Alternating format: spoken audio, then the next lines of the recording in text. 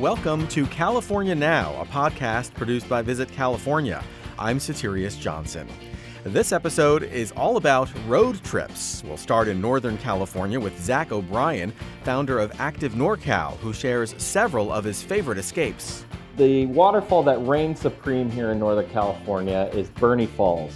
President Theodore Roosevelt once dubbed it the eighth wonder of the world. Then Alli and Bobby Talley of the Traveling Newlyweds blog share tips on road tripping with their baby and their dog, Sally.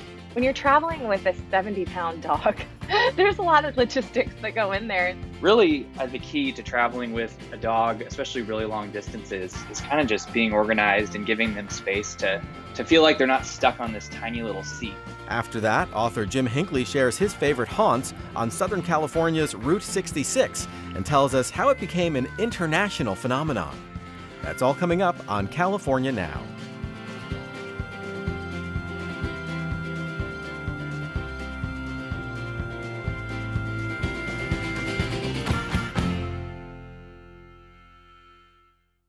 For road trippers in pursuit of fresh air adventure and awe-inspiring landscapes, Northern California is an ideal getaway. My next guest is an authority on why and where and how you can experience it for yourself. Zach O'Brien is founder of Active NorCal, which covers the news, history, and characters of Northern California's great outdoor spaces. He's here to highlight some of the best road trips the region has to offer. Welcome to California Now, Zach. Thanks, Soterios. It's great to talk to you today. So before we talk road trips, could you tell us a bit about Active NorCal? Yes, we are a digital media company covering all the great things you can do here in Northern California. We tell the stories and the history behind our outdoor destinations and try to have as much fun as we can in the process. Sounds great. So who is your typical audience member, or is there such a thing? We range all over the place for our audience. It's residents of Northern California that are looking for weekend adventures or the best place to go fishing. We also have people from outside of the area who are looking to visit Northern California and are looking for different ideas of what they should do while they're here. Well, based on all that, I certainly think we've come to the right place. So let's talk road trips. And to start, let's talk about road trips that feature waterfalls. If that's our goal, what's our first stop? In Northern California, specifically the Shasta Cascade region, is what we like to call our world famous waterfall loop. And it's actually so famous that Natural Geographic just did a big feature on it. And basically, you can drive a large loop in one day and see 5 to 7 waterfalls all in a single day. Some of them range from over 100 feet and some of them are much smaller, but there's everything to see from a waterfall standpoint on this loop. So what are some of the falls that we can see? So the biggest, the waterfall that reigns supreme here in Northern California is Bernie Falls. President Theodore Roosevelt once dubbed it the eighth wonder of the world. It's 129 feet high, and it falls down 2 distinct pillars. It's just a quick walk from the parking lot, so there's not much of a hike to it. And it's so powerful that more than 100 million gallons of water plunge over it every single day. That's amazing. That's like a really epic start to a waterfall loop to see something like that. Where to next? From Bernie, you're going to drive on Highway 89, and that's the volcanic scenic byway highway here in Northern California. And the reason it's called that is because you're going to get incredible views of Mount Shasta the entire time, our big active volcano up here in Northern California. And once you drive about an hour north on Highway 89, you're going to reach McLeod, California, which is home to 3 of some of the most beautiful waterfalls here in NorCal. It's McLeod Falls. And what makes them so beautiful? Like, can you describe it for someone who's never been? McLeod Falls is unique in the fact that just one quick hike, you can see 3 distinct waterfalls. It's about a 4-mile hike round trip. There's Lower McLeod Falls, Middle McLeod Falls, and Upper McLeod Falls. And they're all very different. Lower McLeod Falls is small, but it's a great swimming hole. There's rocks right above it where you can jump in the water. Kids as small as 5 years old, you'll see them jumping in the water. There's also a lot of fish in there. You'll walk up the trail about a mile, and it's the monster waterfall, Middle McLeod Falls, which is 50 feet high and 100 feet wide. And it falls into this giant deep pool right in the McLeod River. And it's just a perfect place to hang out. It gets really hot here in Northern California, so it's natural air conditioning with the water splashing on you. And it's just a great place to hang out and enjoy the wilderness for the day. And then you head up about another half mile or so, and that's Upper McLeod Falls. And it's hard to see that one up close since it's down sort of in a ravine, but it's large and it's beautiful in its own right.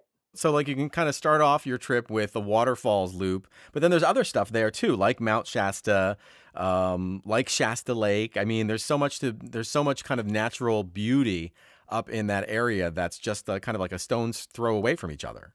Yes, there's so much unique beauty, and all of the towns within these drives are very unique. A lot of them have great gold rush history, like in Dunsmuir.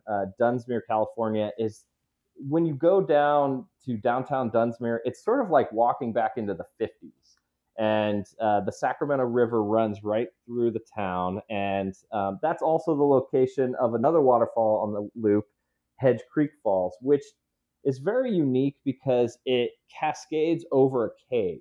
So you can actually hike underneath the waterfall all the way around in a circle. So, you mentioned Mount Shasta. What do you recommend for people who want to experience Mount Shasta to do? What's your recommendation there? Oh, I don't even know where to begin. There's so many great outdoor places in Mount Shasta. And of course, it all is around the centerpiece, which is the mountain. But there's from the melting snow on the mountain, there's all sorts of rivers and lakes. I love Lake Siskiyou, which is a great place to go fishing. It's a great place to go hiking. There's actually a trail that goes all the way around the lake. And you can rent kayaks and paddle boards there. If you're looking for more of a strenuous adventure, you can hike all the way up to Heart Lake, which for my money is probably the best view in Northern California, where you get these huge views of Mount Shasta and Black Butte right to the side of it. How much time do you recommend spending up in that area? I mean, is it a day trip, or is it something that you really should block off a couple of days at least to experience it right? Well, I blocked off my entire life to spend up here, so I might not be the perfect person to say. But you can really, you can see the whole area in probably a day or two. If you choose one specific hike, like say Lake Siskiyou or Heart Lake, that's just a quick, 2 to 3 hours. But for my money, there's so many places to go. I recommend going 2 or 3 days. Right. And how prepared do I need to be to take this on? I mean, do I need a vehicle with four-wheel drive? Do I need to be ready for an uphill hike? Like, how prepared do I have to go? Do I have to be when I go into this? Of course, it depends on the weather. When you're talking about Mount Shasta, the city lies around 6,000 feet, and you could get snow at any time. In the summer, that's not a problem at all. All of these places are very easily accessible when there's no snow. So no, you don't need any four-wheel drive or anything like that. Some of these hikes are more strenuous than others, but I would say most of them are pretty moderate and can be accomplished by most people, even families. Right. Okay, that's great. And a big part of what we love about road trips on this show is, of course, stopping for food. So what are a couple can't miss places for when I'm ready to refuel? Well, right outside Bernie Falls in Bernie, California, is this fantastic restaurant called the Alpine Drive-In. And I recommend you have to get a burger and fries, and you also have to try their delicious chocolate shake. They are one of my favorites. I've been going there since a kid, and they have not changed since I was a little kid. When you're talking about the Mount Shasta Dunsmuir area, you have to stop on Yaks on the 5, which was voted a top 100 restaurant in America by Yelp years back. And I always get their jalapeno burger, their burgers are huge. And then I always get the Scott's Tots, which are they're loaded tater tots, and the name is derived from a funny joke on The Office from Michael Scott. Okay, so let's embark on an entirely new trip. Where are we going and where should we start? There is a national park, which is about 2 to 3 hours north of Sacramento, called Lassen Volcanic National Park. And it has its own active volcano, and actually it has plenty of examples of volcanic activity happening throughout the park. Now, if you take a drive from Redding, it's about an hour to the national park, and there is a 30-mile Lassen Park highway that you can see almost the entirety of this national park with one big loop. It's absolutely amazing to see. That's pretty amazing because I think when people think of volcanoes, they don't necessarily think of California. So you can actually be in Northern California and see an active volcano. And you're saying, like, so what kind of evidence of this volcanic activity is there? Like, what am I going to see as I'm driving on the highway there? I don't know how much time you have, but there is a lot. First and foremost, Lassen Peak erupted just in 1914, so a little over 100 years ago, meaning that the youngest rocks in California are in Lassen Volcanic National Park. They came from the eruption of the peak. And that's just the sort of the tip of the iceberg. You know, there are plenty of boiling mud pots and steaming vents all around the park that show the lava and the volcanic activity that's happening hundreds of feet below. There's places like Bumpus Hell, which is such a fantastic place to visit in the park. I truly recommend it. It is not only educational for the whole family, but it is just so beautiful to see. So, I know this part of California is full of picturesque landscapes. What are some of your favorites? So in Lassen Volcanic National Park, the centerpiece is Lassen Peak, right? It's just so gorgeous to see in real life. On the north entrance of the park is Manzanita Lake. And Manzanita Lake is known to have tons of wildlife. It has great fishing in there. But mostly it has stellar views of Lassen Peak. You can hike around the entire lake. It's only about 2 miles round trip, and you can see both Lassen Peak and nearby Chaos Crags, and they usually reflect onto the lake, which creates a great opportunity for photography, and it's just a great relaxing hike with stellar views. If you keep going towards the south end of the park, there's Lake Helen, which is similar to Manzanita Lake, but it is this distinct light blue color that's so beautiful, and that is actually one of the most photographed places you'll see in Lassen Volcanic National Park. It's just so beautiful to see. That sounds really great. So for this trip, what should I pack? Do I need hiking gear, a swimsuit, maybe both? Well, it depends how long you want to spend here. Of course, you can make this entire trip in just a day, but you're going to pass a lot of campgrounds on this trip, so you might want to stay for the night. Yes, there are a lot of places to go swimming in Lassen. Also, there are a lot of places to go fishing. I recommend fishing in Manzanita Lake. There's a lot of beautiful trout in there.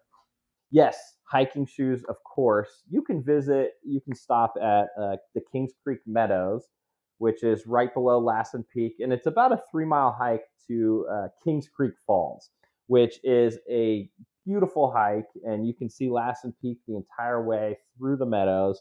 It ends at Kings Creek Falls, which is about 70 feet tall. It's big, and it's just a gorgeous hike. Also, Bumpus Hell is only about a 2-mile hike round trip, and that's right next to Kings Creek Falls. So if you stay a couple days, I recommend taking those smaller hikes. Of course, in the summer, you can hike all the way to the top of Lassen Peak, which might sound a little intimidating, but it's actually only about 5 miles, and it's moderate. It's not too difficult, and you will get views, 360-degree views of Northern California, including Mount Shasta. No, that sounds awesome. What about food along the way on this trip? What's top of mind here? As you're coming through the loop and you leave the southwest entrance of the park, you can drive down to Red Bluff, which has some great food. And in fact, it has multiple great Mexican food spots. I prefer Carlito's Restaurant, which is right on Main Street there in Red Bluff. And they do everything good. I usually get their burrito, but they also have fantastic tacos and enchiladas. I usually drive all the way through, and I'll end my day with a huge meal in Red Bluff. Okay, so let's do one more road trip. Say I want to head west to the coast, taking the scenic route. What's your preferred way to get there? Okay, so if you're leaving, say, Redding, California, and you head west on Highway 299, it's about a 3-hour drive all the way to the coast, and that is full of so many gorgeous spots. As soon as you leave Redding, you end up in a gold rush ghost town. It's called Old Shasta, and you can stop there right off the bat and visit a museum. The museum has an old courthouse and an old jail, and it also has a bunch of ruins that you can walk through, and I really recommend doing it in the springtime because it's full of wildflowers. As you continue on 299, you have to stop at Whiskeytown Lake, which is one of the most underrated gems here in Northern California. Its Whiskeytown National Recreation Area is huge, with the centerpiece of Whiskeytown Lake. It's some of the clearest water we have here in Northern California. You can see 10 to 20 feet down. There's plenty of opportunities to rent a kayak, to go on a paddleboard, or there's even a beach, Brandy Creek Beach, which is just gorgeous during the summer. That sounds great. So, I mean, you can start off with a ghost town, do a little, paddling, swimming in a lake, and then what's next? So next, we'll keep going, and not very far, about 30, 45 minutes, is the town of Weaverville. And Weaverville is so unique. It's a gold rush town, and they certainly still have all the remnants of their gold rush era. And it sits right at the foot of the Trinity Alps Wilderness, which is another fantastic wilderness area here in Northern California. Wow, that's really great. So, okay, so we keep on heading west. Where next? So next up, you're right after Weaverville. There's so much on this drive. Right after Weaverville, you're going to drive 50 miles along the Trinity River. The Trinity River is a wild and scenic river, which means it's environmentally protected. It's known for two things. It's known for its steelhead runs. So you'll likely see some fly fishermen sitting in the river trying to catch one of the elusive big steelhead that flow through the river.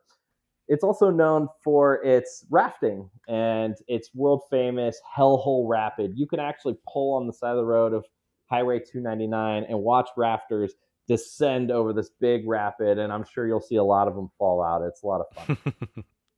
And so how far from the coast are we at this point? So we're still about an hour to the coast, and I always like to stop in Willow Creek. For anyone who is a fan of Bigfoot like I am, they have a Bigfoot museum that's a lot of fun to see. And Willow Creek is actually the location of the famous Patterson-Gimlin Bigfoot film, which is probably the most famous Bigfoot film on the planet. And since it was in that location, they now have a museum there. So I always stop. There's a big Bigfoot statue out front that you can take a picture outside. And because it's home of Bigfoot, it's surrounded by vast, beautiful green wilderness. It's just a great place to hang out. Have you ever spotted Bigfoot? I have not. I'm still looking. And after I've heard some stories, I don't know if I want to see him. I'd probably good just having him stay in the wilderness and I'll stay on the trail. Okay, so where next? So on this part of the trip, right before we reach the coast, I love to stop in Blue Lake because one of my favorite breweries is Mad River Brewing Company. Right there, they have the Steelhead Extra IPA, and I always have to stop because it's hard to find. So I always stop at Mad River. I try to grab some food and grab a beer right before you get to the coast. And that sounds perfect. once you get to the coast, the landscape completely changes, right? I mean, Northern California, we have so many different types of landscapes, from the snowy mountains of the Sierra Nevada to the hot valley of, the Sacramento Valley, and it goes up to the mountains and back to the coast. And, you might get some fog. It will certainly be a lot cooler once you get to the coast. But the Northern California coastal views are magnificent. And my favorite place to go there, and the end of my road trip here always, is the Patrick's Point, Trinidad Bay area. I always love to camp at Patrick's Point State Park. And my favorite thing to do in that coastal region is kayaking on Trinidad Bay. There's actually a company, it's Kayak Trinidad, and they do different marine wildlife tours on the ocean. And I recommend going in April and May to see one of the thousands of migrating gray whales that are going through the area at the time. Oh, very cool. So, as we wrap up, do you have any overarching words of wisdom for road trippers heading to the northern stretches of California? I would say that seeing the main outdoor attractions of Northern California are well worth it. Places like Lassen Peak and Mount Shasta and Burney Falls. But if you really want to see some of the great locations in Northern California, just ask someone at your local grocery store or maybe at the gas station. People up here were really nice, and we love sharing our outdoor beauty with everyone. So, go out on your own adventures and try to find something new, because there's plenty of stuff out there. There's hidden waterfalls everywhere and beautiful rivers everywhere. And we have so many things to visit. So just ask one of your nice people that you see at a grocery store, and I'm sure they'll give you the place the locals go. Absolutely. The hidden gems that only the locals want to keep to themselves. That's right. And I won't tell you on this podcast. I'll just say you have to ask a local. You have to do the work to find them. Fair enough. Zach, this has been really great. Thank you so much for joining us on California Now. Thanks so much for having me on, Soterios. I had a blast talking to you. Zach O'Brien is founder of Active NorCal, online at activenorcal.com and on Instagram at Active NorCal. As always, we'll have links to all the places we talked about on today's episode and lots more on our website, visitcalifornia.com/podcast. This is California Now.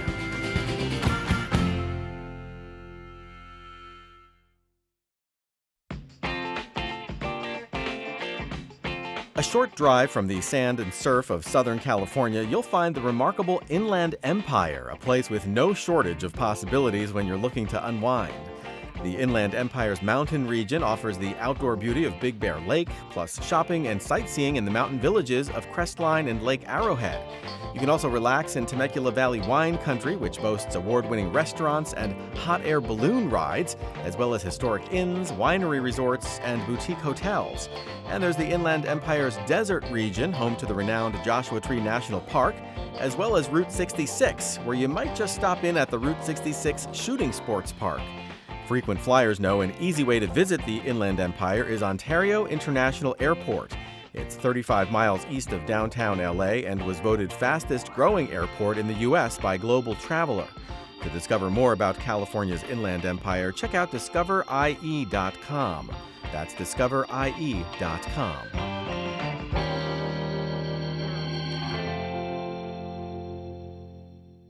Nothing says road trip like a couple people, maybe with a dog or a kid in tow, hitting the open road and exploring California. Well, my next guests, yes, plural, run the blog Traveling Newlyweds, and they're here to talk about all that, how and where to go about it, and a lot more. Alli and Bobby Talley are California-based travel journalists who love road tripping with their dog Sally. And while that isn't an actual nursery rhyme, they did recently become parents. Alli, Bobby, welcome to California Now. Thank you. Thanks so much for having us. Yeah, thanks for having us. So your blog is called Traveling Newlyweds. When and where did you get hitched?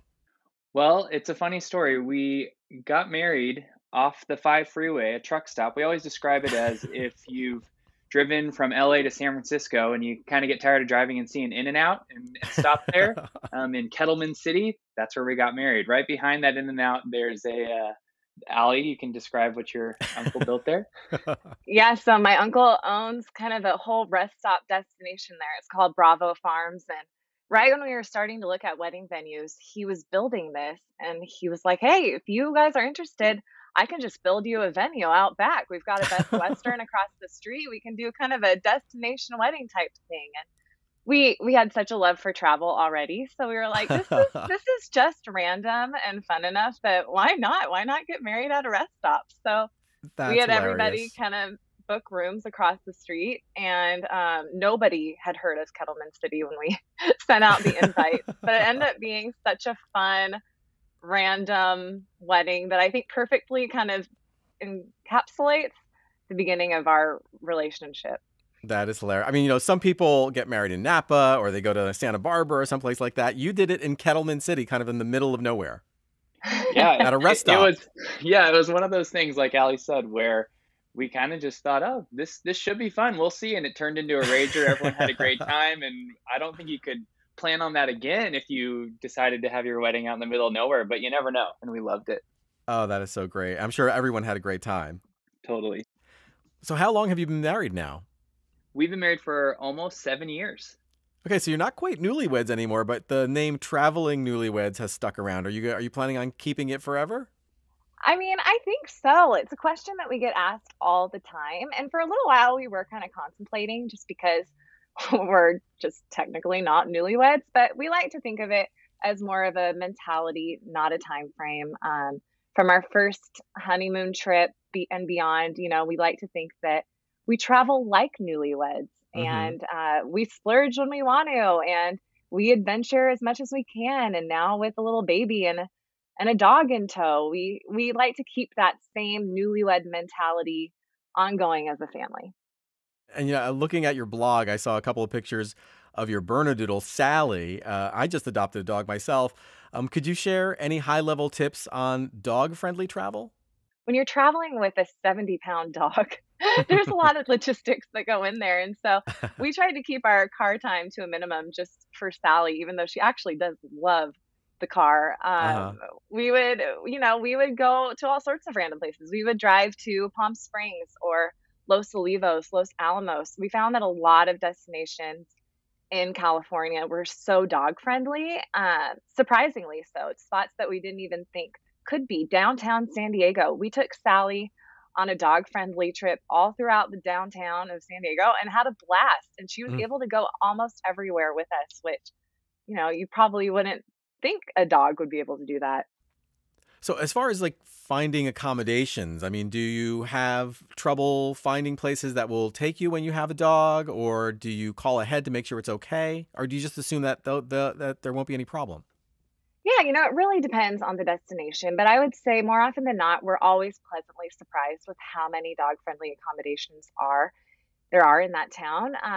Two hotel chains that we love that we found in most destinations, big cities, etc., are La Quintas, which are all over. Like you can almost always find a La Quinta in a town, or not, just even alongside the road. There's always La Quintas.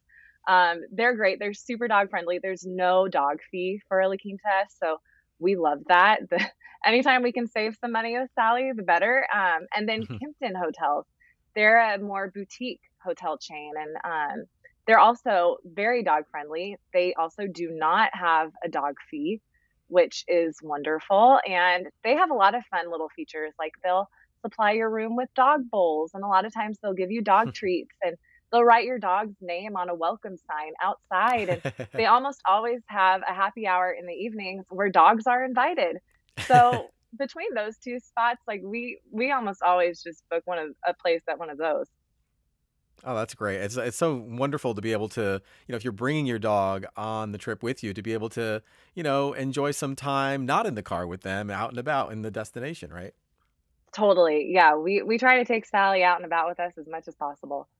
What's something you always tell people about road tripping with a dog, and they're just like, "Wow, I never would have thought of that." One thing that we always talk about when it comes to dog friendly travel is that you want to keep them as safe as you keep yourself. So it sounds Hmm. kind of weird to think of strapping a dog into a seatbelt, but we've actually found this product that's made by Kurgo that puts this like harness across the top, this line across the top of your car where it connects between the two handrests. And then you have carabiners that connect to a harness for Sally that it's changed a little bit with our son in the car now. Now we have a different way of doing it, but it's a super awesome way to know that your dog's safe because it acts as a seatbelt.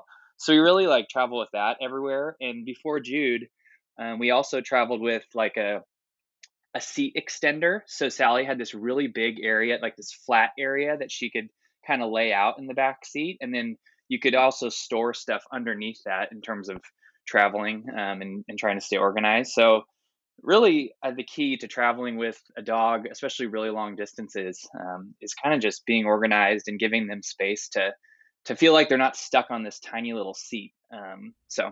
Right. Just making it more comfortable and safe for them. Right. That's really great. Now, as you've mentioned, you also have a 1-year-old human traveling with you. How do you see your previous itineraries changing since you became parents? I think the biggest thing is we thought that it wouldn't be too hard of a transition because we were traveling with Sally. And it really did cause us to loosen our expectations, loosen those itineraries with a child, because Sally, especially some hotels, you can just leave her in the room for a little while. We can go wine tasting or go for a nice walk without her for a minute. But with Jude, all of a sudden we have 2 naps a day that we have to be in a room for. So if there's not early check-in, we better figure out what we're going to do with him. So we've just learned to hold our plans loosely, because you never know when you're just going to get either stuck somewhere or he's not going to want to do something the way that we thought he would. So it's definitely a different experience. As we traveled with him from 6 months on to now a year, his ability to do more and more has changed as he's gotten older. And I think as we figured out how he travels and kind of how to make it all work, our itineraries are starting to get a little bit busier again. But the first couple trips that we did with him were really just like, how can we survive in a new destination?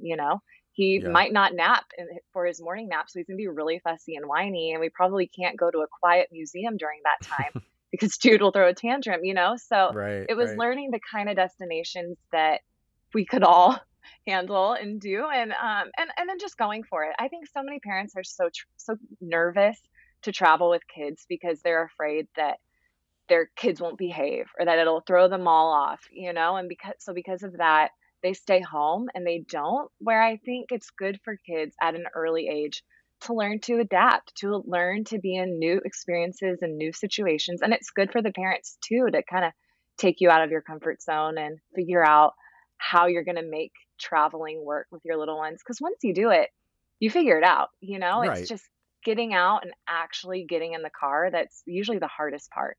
Now, what's something that hasn't changed since you've been traveling with your son? I think what hasn't changed is that we still find ways to get all of the food that we would plan on getting in any of these destinations. So if I think that's one thing I was going to piggyback on in terms of traveling with Jude now and Sally, is that we love these destinations where we can stay somewhere kind of central and have so much at our fingertips. Like an hour and a half drive from us is Solvang in the Santa Ynez Valley, and to be able to go and park at a hotel like the Landsby or the Skyview Hotel and be able to walk to these places that we talk about all the time, even when we don't go for months, but like Bob's Well Bread or Peasant's Feast for a hot chicken sandwich, and be able to get those things regardless of if Jude doesn't miss his nap, we're still going to make it to Bob's Well Bread. We're still going to make it to the Sausage Garden and get to those places, because part of the reason we walk around so much in these places is because we're always eating to experience that destination. That's a great way to experience any destination, right? Absolutely. So let's talk about some places you've been around California recently. What sticks out in your mind, and what did you love about it? Yeah, well, Bobby just mentioned Solvang and kind of the Santa Ynez Valley, and that's an area that we go to probably at least once a year, if not a couple times a year. We're wine members at a few wineries in Los Olivos, and it's a place that instantly kind of feels like a getaway for us. It's just a few hours north of us, and we love going there. There's beautiful wineries. There's so many good restaurants. If you can't already tell, we are total foodies and we really travel to eat. That is usually why we're headed somewhere, is because there's a restaurant we want to try or we miss our favorite restaurants in those destinations. And so Hmm. Los Olivos, the Los Alamos area, Santa Ynez, there's just so much there and it's pretty untapped. I feel like it's pretty up and coming, but not a lot of people know about that area and everything that they have there. So a few of the wineries that we love there are Dreamcoat Winery and Demetria. They're Hmm. both beautiful spots. We love the owners. We've kind of gotten to know the families behind these wineries. Bob's Well Bread is probably our favorite restaurant, kind of foodie destination there. There's a guy named Bob that works at this restaurant and he makes all the bread himself. And it's amazing. And we'll buy loaves and loaves to bring home, but we also just love to go and get their breakfast sandwiches and their avocado toast and just about anything that they put on bread we'll eat. It's so good. Hmm. There's another pizza place nearby there called Full of Life Flatbread. And obviously we love our carbs. We love this pizza place too. It's fresh and homemade and really good. And those are a few of our favorite places to eat there. There's some hotels that are beautiful and actually really affordable to stay in that area. Skyview in Los Alamos is one of our favorite spots. It's right up on the hill. It has beautiful, stunning views. It's walking distance to a ton of the restaurants in Los Alamos. And Hmm. they've got a really pretty pool that's really kid friendly, and they have a really good restaurant there to eat at. The Lansby in Solvang is another favorite spot of ours, that's also very kid friendly and walking distance to everything. We found that with Jude and especially Sally, being walking distance to places is really important for us. We go on a lot of walks as a family, and a lot of times Jude is the best version of himself when he's in a stroller. So Mm. we try to find places that are good for walking around. Yeah, and you know, you mentioned the Sky View, which is like this really cool retro place. Can you kind of describe it for people who have never heard about it or seen it?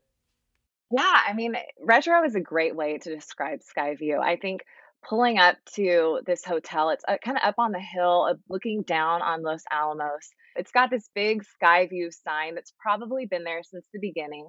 I think it was just kind of an old, rundown motel, and then this company decided to kind of fix it up and make it cool. And now it's kind of a perfect mix of modern but classic, and it's quirky and it's fun and it's definitely nice, but it doesn't feel too fancy, you know? Like we can never go to too fancy hotels now with our dog and our baby. And this hotel is kind of a perfect mix of it's fun and it's cool and it's hip, but it feels attainable for a family, if that makes sense. They have a really nice pool. It's family friendly. Jude loves to play in it. They have a bar with drinks that you can order and they'll send it to the pool for you. So Bobby and I can enjoy that. It's a great place and we'll probably continue to go there as Jude gets bigger. And it's very dog friendly too. Sally can hang out by the pool with us too, which is awesome. So that's the Central Coast. Where else do you like to go? Yeah, being down here in Costa Mesa in Orange County, where we have a climate of about 65, 75 degrees year round, it seems like clockwork that around December or January every year, Allie starts craving snow and mountain weather and all that kind of stuff. And what's crazy is we're only 90 minutes from Big Bear, and it's so easy. And so this about a month ago, she got me to go and take Jude for his first time to the snow, Mm. and I loved it. And I mean, she finally hooked me to where I'm like, oh yeah, we could do this yearly, because it's crazy that you can hop in the car, drive for 90 minutes, and then all of a sudden be in that crisp mountain air and the snow and all those things that we don't have right here. And so we love exploring the town, walking around, finding good restaurants, and then bundling up and being cozy by the fire each night. So Allie, I know you have some of your favorite spots in Big Bear. Yeah, so something that I love about Big Bear is really just how quirky it is. It's this little mountain town that has a lot of character and a lot of charm. And one of our favorite restaurants that we go is so unexpected. It's called Tropicali, and it's this pokey Hawaiian fusion restaurant. It almost feels like you're in the tiki room at Disneyland, but it's in the mountains and the snow, and their food is so good. The guys that work there could not be friendlier. We literally would drive to Big Bear just to get poke bowls at Tropicali. Before we let you head back out on the highway, do you have any other pearls of wisdom for road trippers with babies, fur babies, or the humankind? So I think one of our favorite things to speak to in terms of traveling with a little one is using a slumber pod, which have you ever heard of a slumber pod? No, I haven't. So think of just a tent like you take camping, but it's just really easy to set up. It takes a couple minutes. But this thing, it goes over your travel crib and goes in your hotel room, and all of a sudden it's like, I mean, unless you have the luxury of being able to book a 2-bedroom suite at anywhere you go, this thing fits from a La Quinta to a Kimpton to a Marriott, wherever you're staying. You can pop this little tent up and put on the sound machine, and all of a sudden mom and dad have a little privacy because your kid can sleep, and it's so dark. And so I think one thing is traveling with a slumber pod because your kid can sleep in the dark, and you can have a little more flexibility. But then we also recommend, if it makes sense, staying in a place where you can have like a balcony or porch or something where you can take that even a little further. Your child is sleeping inside, and you can just go share that glass of wine outside and have a moment to yourself. And I was just going to say too, I think sometimes parents feel judged or like they're failures if they turn on YouTube or if they, pull out the iPad to have the kid watch a show. And I just want to say, we do not judge you. You are not a failure.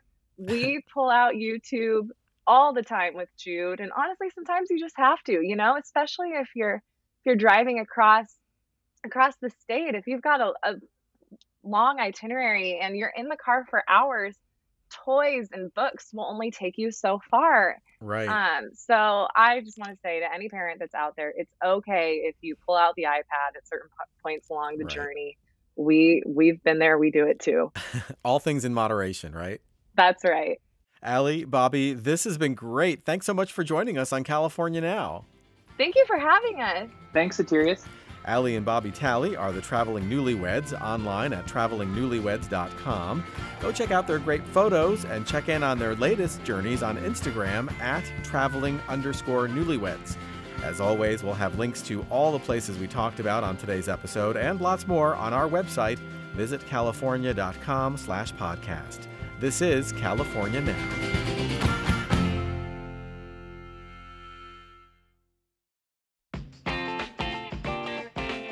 Southern California's desert region is truly out of this world. I spent some time stargazing there a few years ago and can't get it out of my head. Southern California is actually home to not one, but 3 deserts, the Mojave, the Colorado, and the Great Basin. Together, this area is practically a theme park of open space and varied terrain, from the incredible wildflowers of Death Valley to the picturesque vistas of Anza Borrego State Park. You can road trip through the scenic San Bernardino National Forest or camp amid the unique, vivid geology of Red Rock Canyon State Park. And Sand to Snow National Monument even features 30 miles of the Pacific Crest Trail, a bucket list destination for hikers. So whether you're looking to experience natural hot mineral waters bubbling to the surface, want to visit a ghost town, or just enjoy the unique ecosystems and habitats, the California deserts are worth exploring. To find out more, check out visitcaliforniadeserts.com. That's visitcaliforniadeserts.com.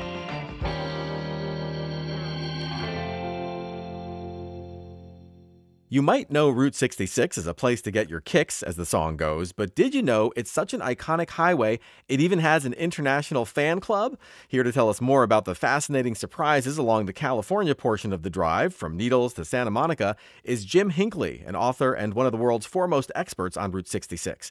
Welcome to California Now, Jim. How are we doing today, folks? We're doing great. Well, let's start with you. How are you doing, and how did you find your way into this role of writing so much about Route 66? Well, it's kind of a long story, but somehow Route 66 has figured prominently in most everything in my life since about 1959. And yes, I am that old. We first moved west in the summer of 66. My dad literally threw a dart at a map, and well, here I am. Oh, wow. That's amazing. I learned to ride a bicycle on an old alignment of Route 66. I learned to drive on Route 66. And I had a deep interest in vintage vehicles from childhood, and they overlap quite a lot. The old vintage car automotive history in Route 66 and I love to travel. And so it all swirled together. And next thing I know, I had created Jim Hinckley's America as a multifaceted travel channel and was writing books and doing what I do best, telling people where to go. That is great. Well, I know the books that you've penned on the subject include an illustrated historical atlas, a travel guide, ghost towns of Route 66. What's one or two you particularly want travelers in California to know about? Well, the illustrated historic atlas and the Route 66 encyclopedia were companion volumes, and I tried to cover every aspect of Route 66. I wrote a concise history of every single community on Route 66, including the ghost towns. I wrote a brief history on some of the key iconic or even overlooked locations along Route 66, such as Imogene's Hollenberger over in Victorville that opened in 1947. And I also profiled some of the colorful characters and interesting people on Route 66. Well, I mean, your books sound like such great resources for anybody who wants to take that drive and to, really learn about the places in depth. It's really great. And, Route 66 has this almost mythical status compared to a lot of other roads in the world. Just how big a deal is it culturally? It's really kind of hard to fathom and get a grasp on. Route 66 is not our most historic highway. It's not our most scenic. But from its very inception, it's had the best press and publicity. And one of the most amazing things about Route 66 today is it doesn't exist. Officially, it was removed as a U.S. highway in 1985. But yet, it has an international fan club. Just one example. In 2018, I was privileged to speak at the second European Route 66 Festival in Zlin, the Czech Republic. And there were 20,000 plus people from 10 countries. I had no idea that there were events like that, celebrating this highway as far away as Europe. What is it about Route 66 that has captured people's imaginations? Route 66 has come to symbolize the quintessential American road trip. And I heard a gentleman speak in Anaheim at a conference several years ago. He is the founder of the Czech Route 66 Association. And he mentioned growing up in a communist country behind the Iron Curtain, listening to Radio Free America and watching bootleg copies of Easy Rider and things of this nature. And he said Route 66, the motorcycle, came to symbolize freedom for his generation as the Statue of Liberty did for a previous generation. So, Jim, how do you actually know that you're on Route 66 if it doesn't officially exist? Well, in California, it's pretty easy. If you see the Mexican border, you've gone too far south. And if you've come to the Pacific Ocean, then you've probably missed something. On a serious note, California has done a fairly good job of signing Route 66. And some of the communities like Arcadia and Barstow have put up really nice road signs that are almost monuments along Route 66. But there's so many different alignments to Route 66. It was changed over the years. So the best options I recommend are Jerry McClanahan's Easy 66 Guide for Travelers. It's like something out of the 1950s. It's a flip ring binder with little tidbits, trivia, and hand-drawn maps. And the other that's really intriguing is Route 66 Navigation app at route66navigation.com. It's a very innovative and modern, even for use offline. But it covers not only all the alignments of Route 66 and keeps you on the road, but it also has information about events, restaurants, motels, historic sites, attractions. And since I developed a lot of the point of interest file, it's kind of like having me as a tour guide, but you don't have to listen to me beat my gums while you're driving. All right, so let's get to the drive itself, and let's start, heading east to west, starting at the California border. What's the first thing I should see or look for? Well, the first thing you want to do is start right on the Arizona side of the Colorado River. That's the state line. And as you're driving west into California, look immediately to your left to the south, and you'll see this graceful white arch bridge. And the decking was taken off in 1947. It now just carries pipeline. That bridge opened in 1916 as the National Old Trails Highway Bridge, And then it carried Route 66 traffic from 1926 to 1947. That bridge appears in the movie The Grapes of Wrath with Henry Fonda. The eastbound bridge of I-40 was the last bridge to carry Route 66 traffic, and it appears with Peter Fonda in the movie Easy Rider. Amazing. So let's keep heading west. What's next? Well, next is Needles, California. It's a fascinating town. Charles Schultz, the creator of Peanuts, he lived there in the 1920s. You have the beautiful El Garces. That's now a conference center and convention center in Needles. You have little restaurants like Valenzuela's, one family owned, that opened in 1952. Delicious Mexican food. And you have Fender's River Road Resort. It's the only motel and RV park that is on Route 66, the National Old Trails Road, and the Colorado River. So like when you're there, you know, it's really great to be able to stop there maybe for a meal or something, but is it kind of worth maybe spending a day there, maybe exploring some of the history? What is there to do? Yeah, it's well worth spending a day and exploring the surrounding area. It's a great place to set up base camp, to explore the Mojave Desert Preserve. It's a great place to explore the 1850s, 1860s Mojave Road across the desert. And, of course, boating, things to do on the river. There's a lot of activity there. So what about Amboy? I hear Amboy Crater is a really different part of the landscape there. Really, you know, a unique place. Yeah, Amboy Crater. Well, Amboy itself is kind of fascinating. It dates back to the 1850s with salt mining and has, of course, an association with the railroad. A lot of the railroad water stops were named in alphabetical order across the desert. It went through a lot of different growth periods. The National Old Trails Road fueled a major development of a service industry. And then Route 66 magnified that. And it became the garages, the restaurants. They were open 24 hours a day, 7 days a week. And then when the road was bypassed in the 1970s, it was like somebody flipped a switch. Traffic literally ceased. You mentioned Amboy Crater is it's within spitting distance of Amboy itself. You can see it. And it's a nice little hiking trail, relatively easy. There's a pull-out, a little picnic area, and then you hike back to the crater, and you go around the crater to the backside on the south. The crater is blown out, and you can walk into the crater, and then there's a trail that goes up on the top, and you can walk the rim. Not something I recommend in the middle of summer. And with any desert trip, even in the winter, let people know where you're going, when you will be back, and carry water. Because I've been out there on New Year's and it was 100 degrees. You know, you mentioned Barstow, and that's one of the towns mentioned in the song, that Nat King Cole sang. What's special about Barstow? Pretty much everything. The town originally was, up until the late teens, early 20s, the town was actually on the north side of the tracks. And when the railroad built the rail yard that's there now, almost the entire town was relocated to the south.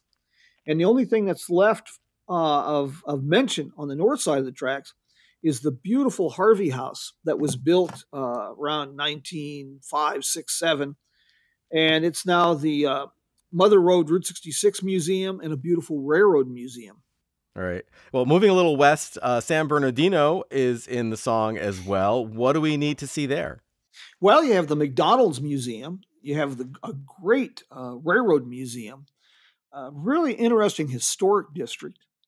And just outside of that is, of course, going into Rialto, you have the Wigwam Motel, which appears in the movie Cars and has been renovated. There's also a place, Miata's Cafe down on Mount Vernon in San Bernardino, which was an old alignment of Route 66. And the cafe's been there something like, I think it was 1928. As you can tell, I like food. Well, you mentioned food, and you've been mentioning food, dropping it in, here and there, which is great. But one of the daily pleasures of a road trip is definitely stopping somewhere to eat. So for somebody planning a trip, along Route 66, what are some of the iconic places that we need to stop at to fuel up on this roadway? Well, there's Jessica's in Barstow. I highly recommend. Excellent place. I mentioned Emma Jean's. Here's one for you in Rancho Cucamonga. You have the Sycamore Inn on one side of the road. It opened in 1848 and it went through some major renovations and changes in 1912, 1939. So it's an interesting blending of early California with early 20th century California. And right across the street, directly across the street, is the very uniquely styled Magic Lamp Inn that dates to 1955. But the restaurant originally opened in 1940 as Lucy and John's Cafe, and then it was transformed into this this restaurant that looks like a movie set for something like Alibaba in the 40 Thieves, Arabian Nights. It's really a treasure. And what kind of food do they serve there? Traditional American foods. Right, right. How did that theme come about? Like, why would they build that? Good question. But California, is heavily influenced by movies, movie sets, things of that nature. What's one other place, one more, eatery that we shouldn't miss while we're driving along Route 66?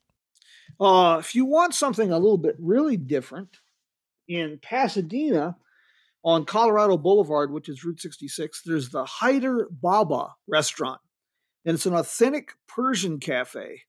Oh, that's cool. And what's the history behind that? It has been there for about 25 years, and it is a family of immigrants from Iran that opened the restaurant, and it is authentic Persian food. It is right down to, they have a prayer room in the back for their employees, and it's a fascinating food. I did not know that you could do so many interesting things with couscous and lamb. Or kebabs. Right. It's great. You can get all kinds of food on Route 66. Yes. So Route 66, of course, continues into the LA metropolitan area. What do you recommend taking some time to enjoy along that part of the journey? Gosh, as with any big city, there is so much to see and so much to do. In the original western terminus of Route 66 was 7th and Broadway in the city's historic district. And that district is being gentrified. It's coming back to life, and it's a dynamic, it's vibrant. And there's so much to see. I recommend walking the district, the Bradbury Building, some of the interesting architectural detail, the astounding facades of some of the old theaters. And since I enjoy food immensely, that's how I kind of get in this kind of shape, which nobody can see, which is good. A Grand Central Market on Broadway downtown. This amazing, massive food court with every kind of food, drink, fruit, vegetable you can remotely imagine, opened in 1917. And to add to the dynamic and unique feel, it's almost like a living neon museum. You have neon signs that are new, advertising businesses, and then you have some that date back to the 1920s.